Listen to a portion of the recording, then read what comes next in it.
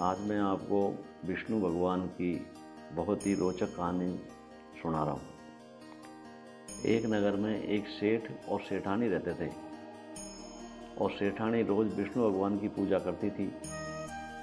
सेठ को उसका पूजा करना बिल्कुल अच्छा नहीं लगता था। इसी वजह से एक दिन सेठ ने सेठानी को घर से निकाल दिया। घर से निकलने पर वह जंगल की ओर गई तो देखा 4 आदमी मिट्टी खोदने का काम कर रहे थे। उसने कहा कि मुझे नौकरी पर रख लो। उन्होंने उसे रख लिया, लेकिन मिट्टी खोदने से सेठानी के हाथों में छाले पड़ गए और उसके बाल भी उड़ गए। वह आदमी कहते हैं कि बहन, लगता है तुम किसी अच्छे घर की महिला हो, तुम्हें काम करने की आदत नहीं है। तुम ये काम रहने दो और हमारे घर का काम कर दिया करो। वह 4 आदमी उसे अपने घर ले गए और वह 4 मुट्ठी अनाज लाते और सभी बांट कर खा लेते। एक दिन सेठानी ने कहा कि कल से 8 मुट्ठी अनाज लाना। अगले दिन वह 8 मुट्ठी अनाज लाई और सेठानी पड़ोसन से आग मांग लाई। उसने भोजन बनाया, विष्णु भगवान को भोग लगाया, फिर सभी को खाने को दिया। सारे भाई बोले कि बहन, आज तो भोजन बहुत स्वादिष्ट बना है। सेठानी ने कहा कि भगवान का झूठा है तो स्वाद तो होगा ही। सेठानी के जाने के बाद सेठ भूखा रहने लगा और आस पड़ोस के सारे लोग कहने लगे कि ये तो सेठानी के भाग्य से खाता था। एक दिन सेठ अपनी सेठानी को ढूंढने चल पड़ा। उसे ढूंढते हुए वह भी उस जंगल में पहुंच गया जहां वे 4 आदमी मिट्टी खोद रहे थे।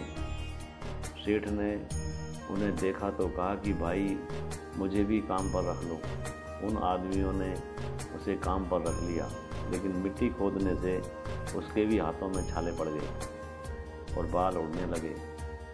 उसकी यह हालत देख चारों बोले कि तुम्हें काम की आदत नहीं है, तुम हमारे साथ चलो और हमारे घर में रह लो।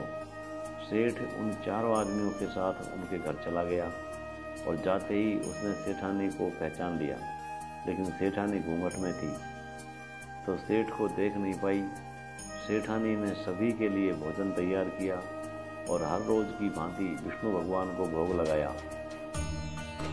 उसने उन 4 भाइयों को भोजन परोस दिया, लेकिन जैसे ही वह सेठ को भोजन देने लगी तो विष्णु भगवान ने उसका हाथ पकड़ लिया। भाई बोले कि बहन, ये तुम क्या कर रही हो? वह बोली, मैं कुछ नहीं कर रही हूँ, मेरा हाथ तो विष्णु भगवान ने पकड़ लिया है। भाई बोले, हमें भी विष्णु भगवान के दर्शन करा लो। उसने भगवान से प्रार्थना की तो विष्णु जी प्रकट हो गए। सभी ने दर्शन किए। सेठ ने सेठानी से क्षमा मांगी और सेठानी को साथ चलने को कहा। भाइयों ने अपनी बहन को बहुत सा धन देकर विदा किया।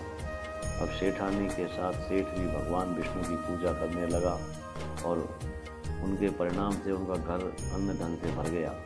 इस कहानी को कहने के लिए संक्रांति में से उसका आरंभ करना चाहिए और 1 साल तक इसे कहना चाहिए।